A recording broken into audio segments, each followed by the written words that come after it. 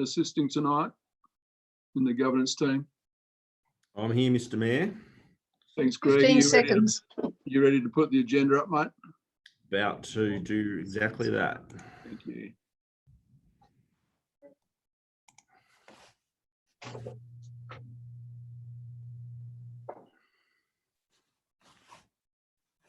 About to do exactly that. Thank you. Okay, I make it 5:30. We okay to go, everybody? Good.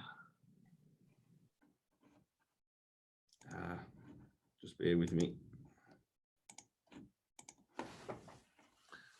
Okay.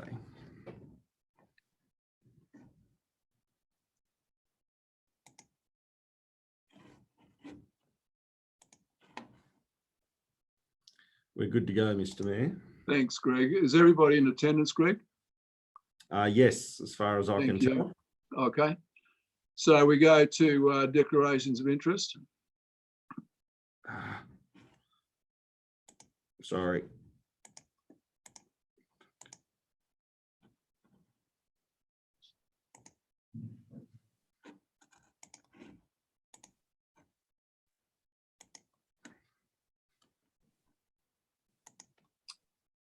Okay. Councillors, I've got an impartiality interest with respect to 11.4.2. At least 3 of the submitters I've known for quite a while, and the applicant is doing a small project with 2 of my family members who don't live with me. Councillor Kozisek, I think you've got an impartiality interest as well. I have, Mr. Mayor, due to the fact that I'm president of the Retail Code. And that relates to the 11.1.1. Thank you. The, recommendations from advisory committees.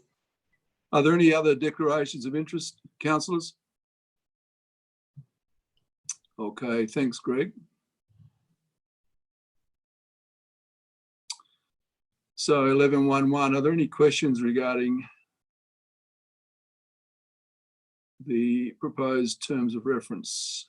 I've just got a quick question, Mr. Mayor, if I may. Councillor Hayward, sure. So in the report, it talks a bit about the committee not being able to make decisions now because of the way that it's been formatted as a committee of council. I'm wondering you never had any delegated authority previously. I'm wondering what that refers to specifically. And if it was a function of that committee previously, so as a follow-up question, is there any reason why we can't give that committee delegated authority to continue to do that work? So I'm just wondering what that refers to. Yeah, okay. So when it was an advisory group, its recommendations were submitted to the CEO. The CEO had delegated authority from council to make decisions based on that.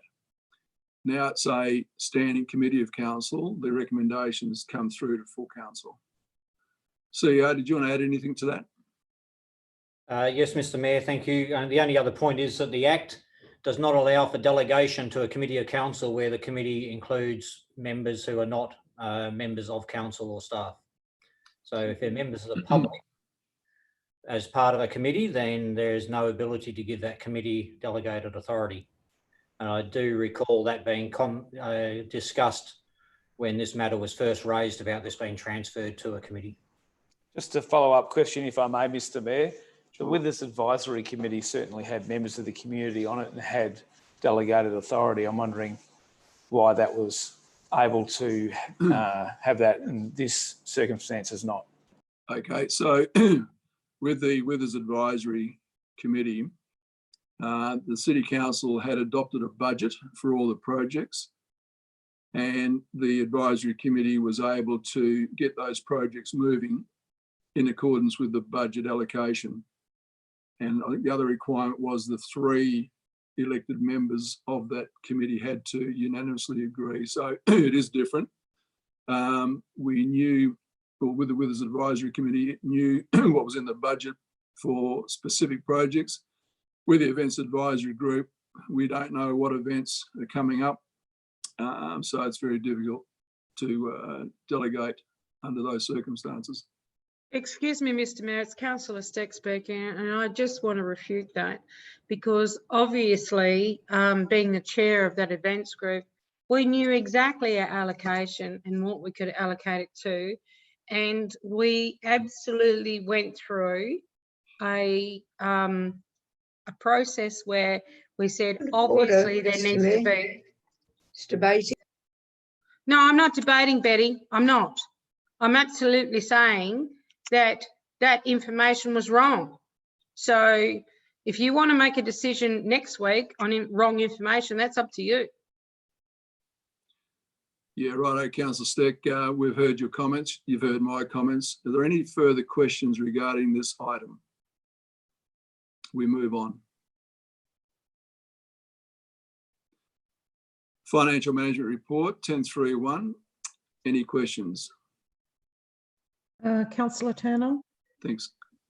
can I just ask what the Capital Works Construction Southern Ports, the fishing jetty, whereabouts is that located? Is that the... It's located, like, pardon me, on the outer harbour, Okay. near the tugboat mooring. Okay, I know the one. Mr. Thank Harris, you. did you want to make comment? Through you, Mr. Mayor. Yeah, no, that is correct. It's the jetty that the Port Authority are going to make accessible to the public for recreational fishing and particularly for disabled use. So we're putting some infrastructure such as seating in that area to accommodate those activities. Okay, thank you. Question, Mr. Mayor. Councillor McCreary? Thank you. Will that particular fishing jetty, will that be permanent or will that have to be moved when they do further development in that area? Mr. Harris? Through you, Mr. Mayor. Look, it's a short-term solution for the moment. So if they go ahead with the build on the breakwater, it may have to come out at that particular time, but there's also discussion around trying to ensure that there's some disabled fishing platforms or the ability for fishing off that northern groin when it goes in the future. Further Mr. questions? Mayor, yeah, Mr. Mayor, may I ask a question? Councillor Smith? Other councillors have probably been lobbied by some gentleman over this, and I couldn't quite get my head around what he was talking about.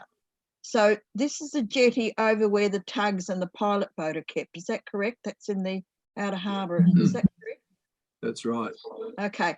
And the city's going to do something with it. Was I correct in hearing Mr. Harris there? Yeah, go ahead, Mr. Harris. Yeah, thank you, through Mr. Mayor. So the jetty and the land-based car park and everything is all owned by the Port Authority. It will continue to be owned by the Port Authority. The city had been successful in getting a couple of grants previously, about 5 or 6 years ago, in regards to providing infrastructure for fishing facilities, particularly disabled facilities. We had that money reallocated to allow us to spend it on things such as bench seating, lighting, tables and chairs to be located on or near the port facility. We'll be responsible for the ongoing maintenance on those pieces of infrastructure, but the port has responsibility for the jetty and the surrounding area. Sorry, Mr. Mayor, may I ask a further question, please? Sure. Go ahead. When's that likely to occur, please? Mr. Harris? Yep, through you, Mr. Mayor. We've ordered the work's been done on the jetty. The car park's in place, so the port have done that. We're about 6 to 8 weeks away from receiving the infrastructure that we've ordered. As soon as we've got it, we'll be installing it in the location. Thank you very much. Further questions? Can I ask a question, Mr. Go Mayor? ahead, Councillor. Why are we numbering this 10.3.1 as opposed to 11.3.1? Councillor Giles is the only one allowed to pick those sorts of things up, Councillor. I was waiting for her to actually say something. I'm sure that'll be attended to. Thank you. I'll defer to you this time, Councillor Brown. Thank you. So, councillors, I know we don't have many questions around the financials, but I'm hoping you're all as familiar with them as I am. We move on.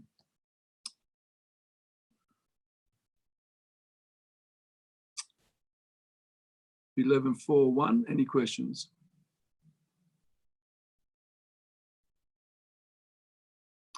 We move on. Thank you. 11.4.2. I have a couple of questions, but before I do, is there anybody else? Yes, sir, I do. Councillor McCleary? How do I put this?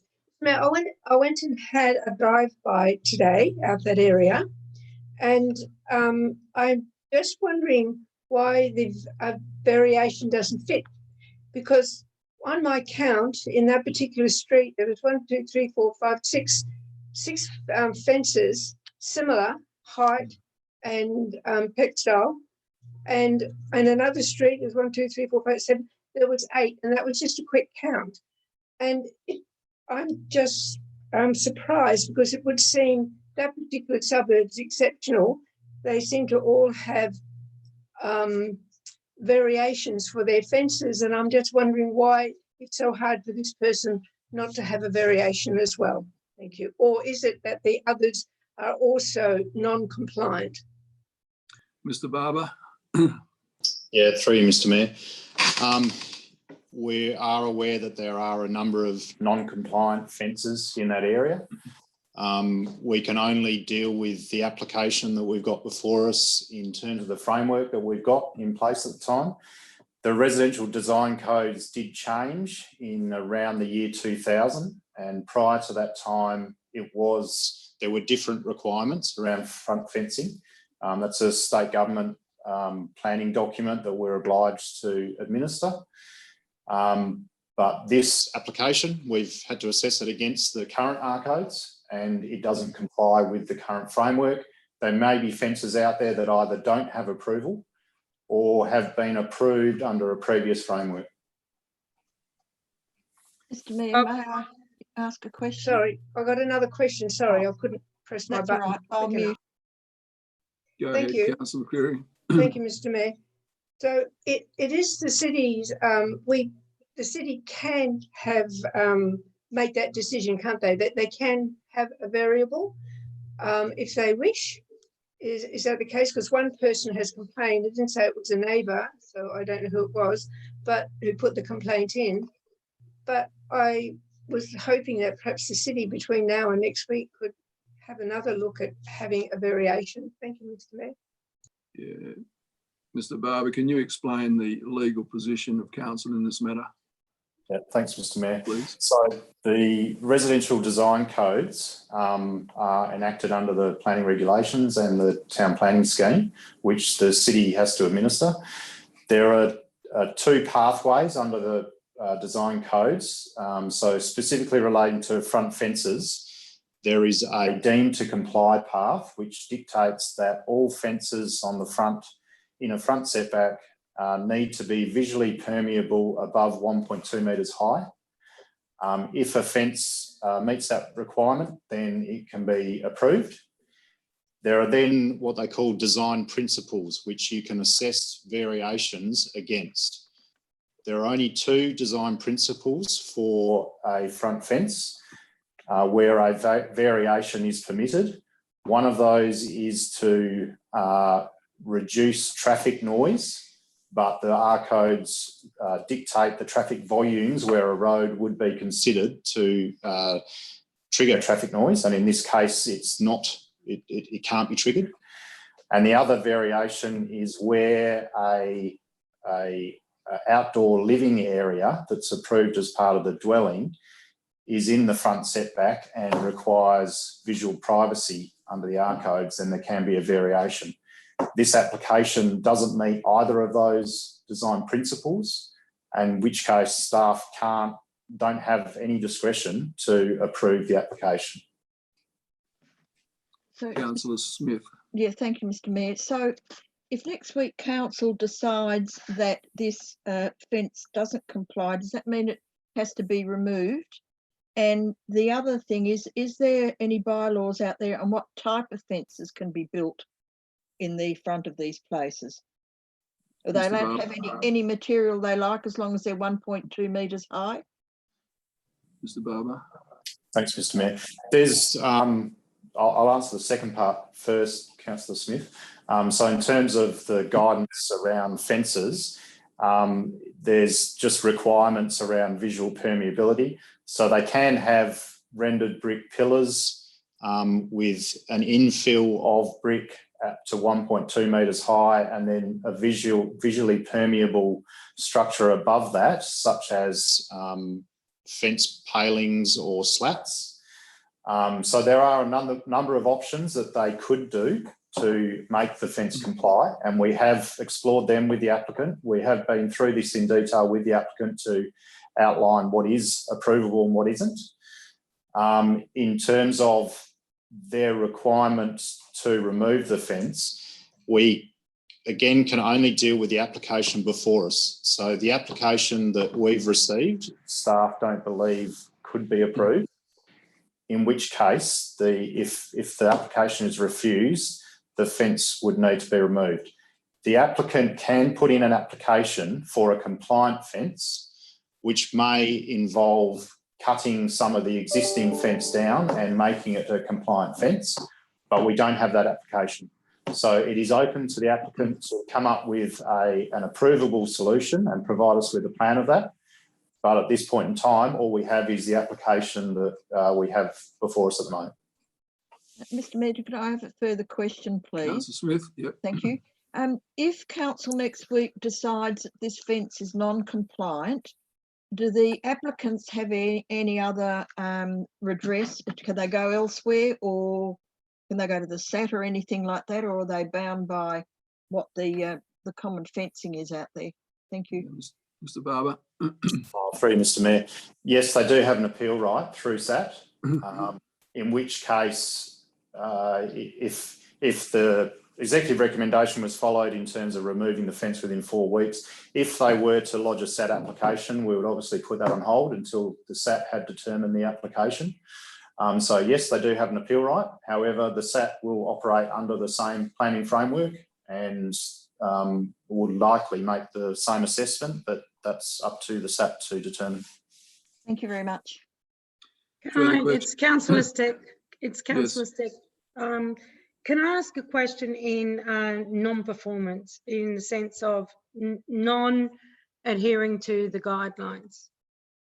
How long was it ago that these people put the fence up? Mr. Barber. Very recently, I think the application was approved approximately a year ago in terms of the dwelling. At the time of that approval, it was made very clear on the application that the front fence was not approved. The owner then chose to build the fence anyway.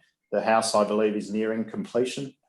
And during we actually received a complaint about the fence. We investigated and found that the fence had been built without an approval. Can I ask a supplementary question, Mr. Mayor? Go ahead. Thank you. With retrospective planning approvals, I know that there is only 2 options for that. But my following question is that in an event of a complaint and only 1 complaint, is council going to act on that? Or is council going to say, well, hang on a minute, it's beneficial to the community? How do we focus TPS 8 with the design guidelines into community guidelines? Councillor Steck, the officers have no room to manoeuvre on this. The report is before us. It's been brought to their attention. What has been seen can't be unseen, so they've got a duty to act, and they've done that. Fair enough. Then I will put further questions on notice and a motion on notice with relation to other properties where inconsistency applies. Question, Mr. Mayor. Councillor McCleary. If council next week decide to go against the executive's recommendation and allow for the fence to stay as it is, what are the consequences? The council would be acting contrary to the guidelines. Mr. Barber, do you wish to add? Do we go to jail? No, only you. Mr. Barber? Which question am I answering, Mr. Mayor? What are the consequences if council approves it? For you, if the council was to approve it, I guess it sets a precedent, and any other applicant would fall down the same path. The staff don't have the discretion to approve it. It would come before council with the same recommendation, and the council will need to determine whether they're going to grant dispensation to that applicant the same as they have with this particular applicant. It creates a bit of uncertainty in my view. Question, Mr. Mayor, please. Go ahead. May I ask that the councillors please do a drive-by sometime between now and Tuesday? Thank you. Can I Are there ask any a further question, questions? Councillor Councillor Turner? That's actually offensive because Councillor it Turner? means that other councillors haven't done that. Councillor Turner? Yes, thank you. Follow on from Betty's question in regards to should the councillors okay the applicants to go ahead and build their fence. Can the city of Bunbury be liable in any way in the future should there be an accident or someone's injured or anything like that? Mr. Barber? Through you, Mr. Mayor, the council, it's not necessarily an unlawful decision. The council has the ability to make determinations on planning applications. But as I said, there are potential ramifications if the council makes decisions that are inconsistent with the planning framework. Mr. Mayor, Councillor Smith? thank you. Just may I make the comment? There is a photograph on Docs on Tap of the said fence. I don't know if anyone else has seen it. I would hope so. Yeah, it's pretty high. It's not as high as the one next door. Further So- questions? Yeah. Are there any further questions? Thanks, Mr. Mayor. Councillor Yip, did you want a question? Yeah, so No. that's what I wanted to say was the one next door is a little bit higher than theirs. So I assume that that's come under the old planning or something like that. That would be my argument if I was the resident. Yeah, Mr. Barber, are you aware of variation in ground levels or how long that fence has been built? Probably not. Through Mr. Mayor, I'm not. I did ask that question today to the staff. They weren't able to find a record of approval, but the building records for that particular dwelling, it's a relatively old construction. We'd have to look into it further to determine if there's been an approval or not for that one. Well, it's Councillor Steck speaking. Well, further to Councillor Yip's question, how old is the building and how can we make a decision if we don't know all the facts? Surely staff can find when the building approval was granted. Mr. Barber mentioned the building application was issued a year ago. He only Well- mentioned that a few minutes ago, Councillor Steck. Well, the fact of the matter is that any building requires a planning approval and a building approval. We all know that. Is there a question in there? Any further questions, councillors? Yes, it is. There's a question. The question is that then with the planning approval and the building approval, surely there must have been a fence approval. And if not, where the neighbour's fence must have had a planning approval. So can we find that planning approval, please, and the building approval, please? For the neighbour's fence. Yes, because that is absolutely higher than the request of than this proposal. Mr. Barber, if you've got the time and resources to do that, that'd be handy for Councillor Steck's information. Are there any I take further- offence to that, sir, because it's not time and it's not resources. It's a qualified question that warrants a qualified answer. Thank you Are there very any much. further questions, councillors? Yes, Mr.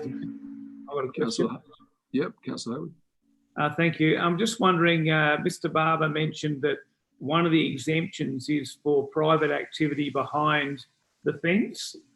So, for instance, if the fenced area had a swimming pool potentially, or some other outdoor area that was used where there would be some degree of privacy required. I'm just wondering what the owner of that building is using those spaces for, whether there is any of those sort of spaces indicated in terms of the use, or whether it's possible to understand the motivation of the owner to want those high fences.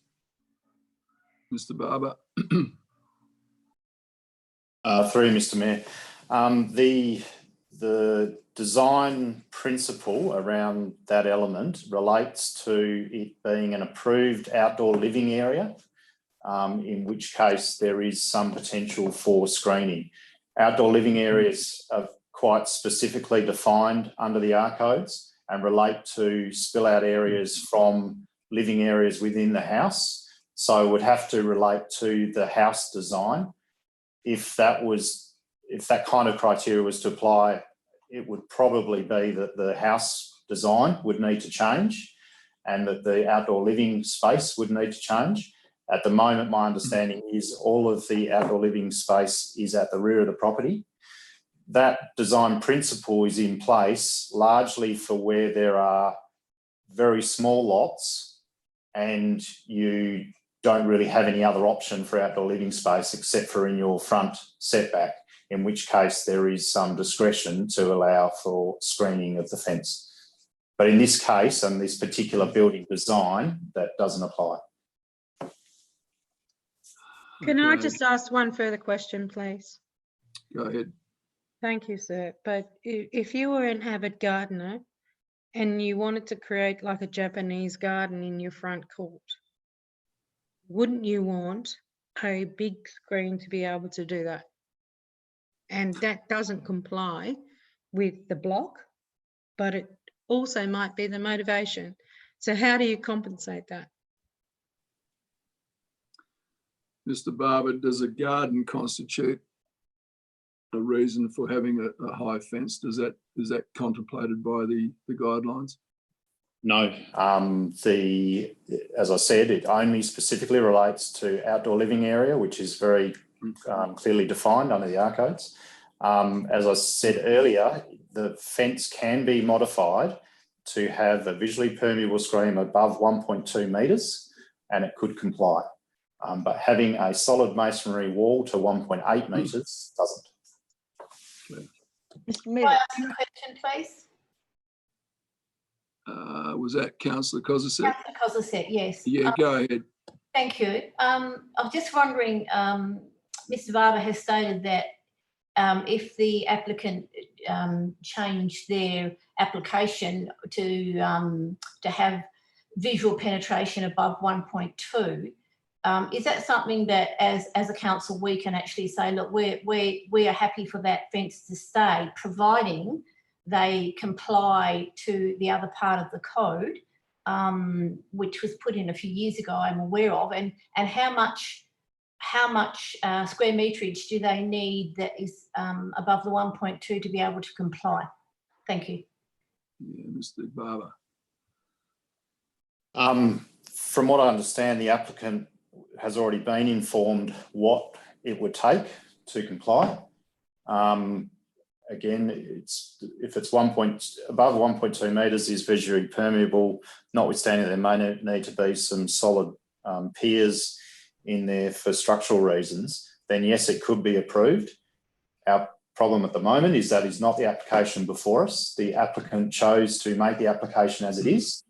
If the applicant chooses to withdraw this application and put in a compliant application, then yes, we will deal with it and it could be dealt with under delegation. Or the applicant wishes for this to run through council, and if the council was to refuse it, the applicant can still put in an application to modify the fence to comply. So really it is up to the applicant to determine which application they want a decision on. And if it is a compliant application, then staff will deal with it. Thank you. Mr. Mayor. Mr. Councillor Mayor, Smith. thank you.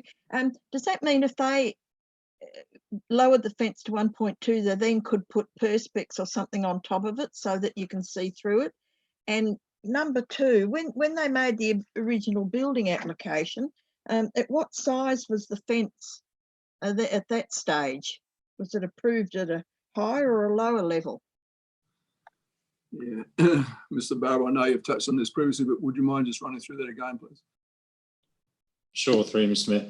Mayor. So in terms of making the fence compliance, yes, there are a number of options. They could cut it down to 1.2 metres and leave it at 1.2. They could cut it down to 1.2 metres and then put something visually permeable above it. And there are a number of options that they could investigate and pursue to make that happen. In terms of the original approval, the fence was not approved. Their site plan that came with their building application had a notation for a 1.8 metre fence along that boundary. It was specifically excluded from the application, and they were notified that that element was not approved as part of the building licence. And then if they wanted a fence on their boundary, they would need a planning approval. Thank you. Mr. Mayor, if I may. Councillor Plum. I'm just wondering, the neighbours seem to be fairly okay with this, and I'm just wondering if we do set a precedent next week, or if there is already precedent, does the city have the ability to create an overarching exemption on that estate? Does the legislation, the planning legislation, allow us to do something like that? Mr. Barber. Through you, Mr. Mayor. The only way to vary the R codes potentially would be through a local development plan.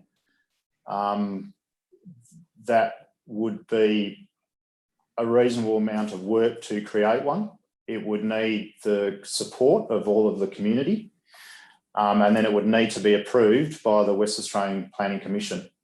So there is potential to do it, but there's not I can't give an answer as to whether it would or wouldn't be approved by the West Australian Planning Commission. Thank you. Anybody else got any questions? Yes, please, Mr. Mayor. That Councillor Kozisek, is it? Yep, Councillor Yip, sorry. Yep, sorry. Go ahead. Do we know why there was a complaint, what the complaint was about? Mr. Barber. I believe it was because a resident had already been advised previously that they couldn't do a fence like that, because they asked if they could build one. They were told that they couldn't. They would have to build it in the manner that I've described before. And they took that advice and did a compliant fence. So when they see one that is not compliant, they are understandably not happy that the same standards haven't been applied. So just one more question, sorry. Go ahead. So are we, if we support the executive recommendation, we're not asking them in this one to pull the fence down because we've declined it, is that right? So then they can reapply, make another application to trim off the top to make it 1.2? Recommendation 2 would need to be changed to reflect your views. Mr. Barber. Thank you, Mr. Mayor. Yes, the executive recommendation part 2 does require the fence to be removed within 4 weeks. Again, we can only deal with the application as it stands. If this was declined, if the application was refused in accordance with the executive recommendation and then an application was lodged for a compliant fence prior to that 4-week period, we would put that on hold and deal with the application. So we wouldn't take enforcement action if we had a live application before us. However,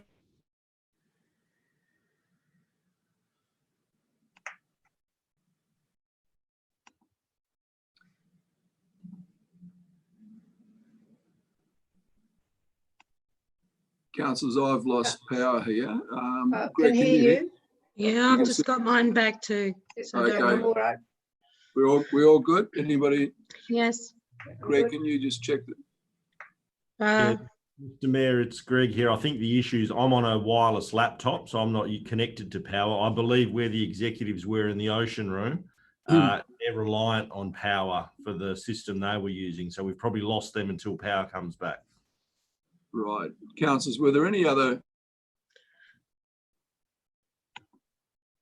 Hello? Hello? Hello? Yeah, I can hear. I can hear now too. I can hear Karen Turner, councillor. Yeah, we're just going to have to wait, I think, for everybody else to It catch appears up. that we've lost the And mayor. James, I've got you too. Yeah. It's Mal here. I'm still on in the office. Yes, and we've got Mel. Mel, is Jason on? If we can just give it a couple of minutes, please, we'll see whether we can get everyone reconnected. Okay.